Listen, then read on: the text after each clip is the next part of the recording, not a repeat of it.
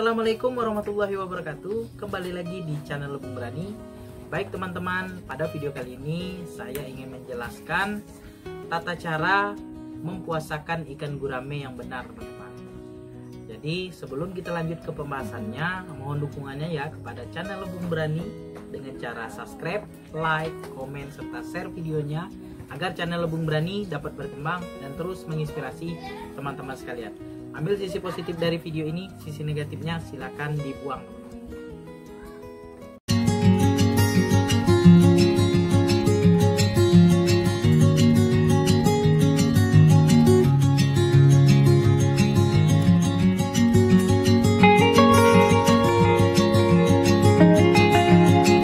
Oke teman-teman, kita lanjutkan ke pembahasannya. Di sini saya akan jelaskan bagaimana caranya atau cara yang benar mempuasakan ikan gurame kita, teman-teman. Nah, tujuan saya membuat video ini supaya teman-teman tahu sebenarnya apa sih cara yang benar untuk mempuasakan ikan gurame kita, teman-teman. Nah, di sini ya, mempuasakan ikan gurame itu sebenarnya tujuannya sangat bagus untuk pertumbuhan ikan kita, kemudian kesehatan pencernaan ikan kita, dan juga menghindari ikan kita terkena penyakit, teman-teman. Jadi jika kita melakukan atau mempuasakan ikan gurame kita dengan benar, tentu saja ikan kita akan jadi sehat, kemudian terhindar dari penyakit, dan juga pertumbuhannya cukup bagus, teman-teman, dan juga pencernaannya juga tetap sehat, teman-teman. Nah, di sini saya akan menjelaskan tahap demi tahap cara mempuasakan ikan gurame yang benar, teman-teman. Mungkin ini tidak jauh berbeda dengan ikan jenis lainnya, teman-teman ya. Nah, di sini sebenarnya mempuasakan ikan ini bukan berarti kita tidak memberikan makan ikan tersebut, teman-teman. Bukan berarti kita tidak memberikan makan ikan tersebut. Nah, tolong dicatat ya, teman-teman ya. Jadi mempuasakan ikan ini dalam artian kita mempuasakan ikan kita terhadap makanan berupa pelet, teman-teman. Bukan berarti kita tidak boleh mengasih atau memberikan makan pada ikan kita, teman-teman. Jadi yang dipuasakan artinya kita tidak memberikan pelet pada ikan kita, teman-teman, tapi makanan yang berupa makanan alami seperti dedaunan itu boleh diberikan kepada ikan kita, teman-teman. Nah, langkah yang pertama yang harus teman-teman lakukan sebelum mempuasakan ikan yaitu bersihkan air kolam kita, teman-teman. Boleh membersihkannya menggunakan serokan ya. Bersihkan serokan di bagian permukaan kolam kita, dibersihkan terlebih dahulu supaya ikan kita ketika dia sedang berpuasa dia tidak menganggap kotoran yang berada di permukaan air itu makanannya, teman-teman. Jadi kita bersihkan terlebih dahulu.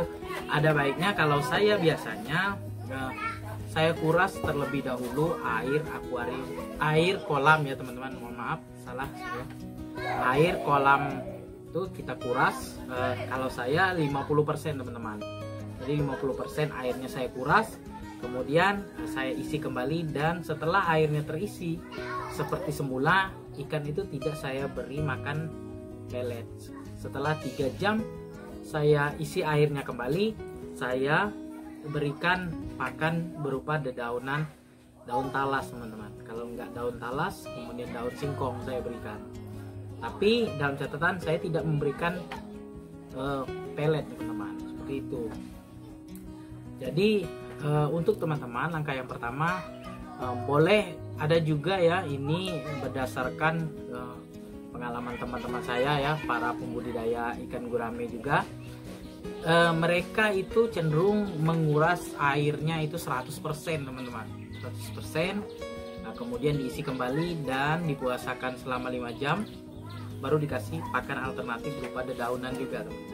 Tapi kalau saya tidak mau mengambil resiko, takut ikannya lemas ataupun mati, jadi saya kuras airnya 50% saja, teman-teman. Nah, biasanya kalau saya sudah kuras 50%, 2 atau 3 hari kemudian saya kuras lagi 50%, saya isi kembali. Nah, dalam catatan selama proses penggantian air beberapa hari tersebut, ikan saya puasakan untuk pakan peletnya teman-teman. Seperti itu.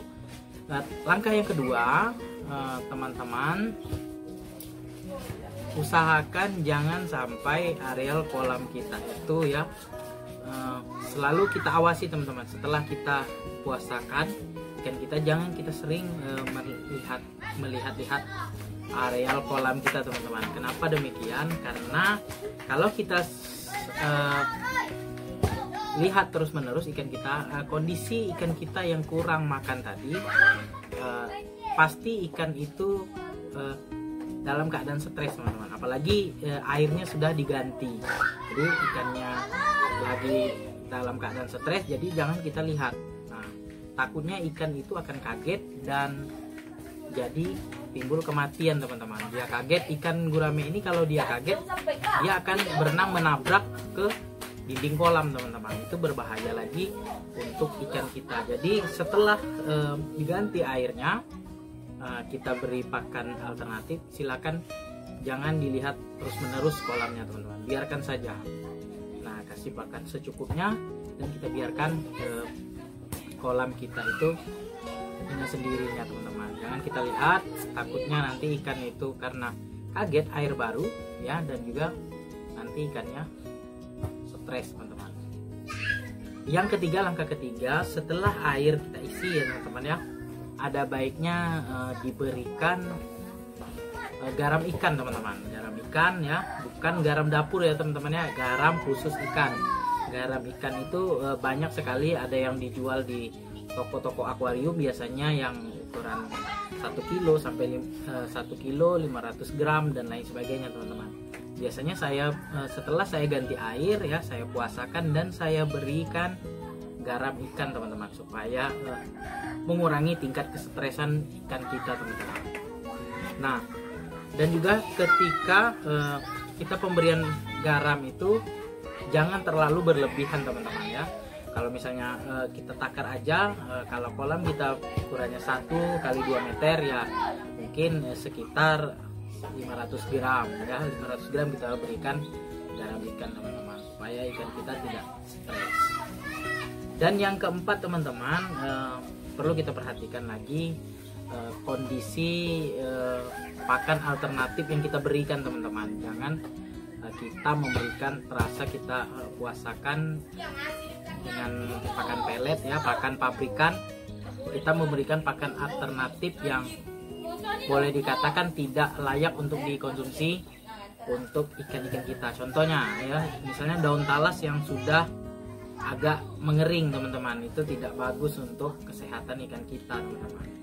Jadi bukannya ikan kita menjadi sehat, malah terjadi kematian teman-teman, karena kita memberikan pakan alternatif yang tidak layak dikonsumsi oleh ikan. Contohnya kita saja sebagai manusia ya teman-teman ya, kalau kita makan sayuran yang sudah lembek ataupun sudah agak layu yang sudah mau busuk, itu tentu saja perut kita akan sakit, dan kita juga tidak akan selera makan sayuran seperti itu teman-teman. Jadi sama halnya dengan ikan gurame teman-teman, kita harus perhatikan makannya, dan kita harus juga pahami bahwasanya mempuasakan ikan ini bukan berarti kita tidak memberikan makan pada ikan kita teman-teman. Akan tetapi kita mempuasakan ikan kita dari pakan-pakan yang diproduksi oleh pabrikan, di pelet yang bisa seperti roti-rotian dan lain sebagainya teman-teman ya.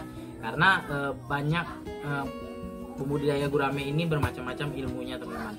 Ada yang bisa memberikan pakannya dengan roti-rotian, kemudian pelet dan lain sebagainya teman-teman. Pakan pabrikan yang bervariasi teman-teman. Dan juga tidak kalah penting juga untuk teman-teman, adapun ketika mempuasakan ikan gurame kita, sediakan obat-obat ya untuk ikan gurame kita teman-teman, seperti obat anti jamur, kemudian obat untuk terangsang nafsu makan dan lain sebagainya teman-teman. Mungkin itu saja dari saya ya, pengalaman saya bagaimana tata cara mempuasakan ikan gurame agar ya nantinya tujuan kita supaya ikan kita sehat, pencernaannya baik itu terpenuhi teman-teman. Sebelum saya akhiri video ini, mohon dukungannya ya pada channel Lebung Berani dengan cara subscribe, like, komen, serta share agar channel Lebung Berani dapat berkembang dan terus menginspirasi teman-teman sekalian. Ambil sisi positif dari video ini, sisi negatifnya silakan dibuang. Terima kasih.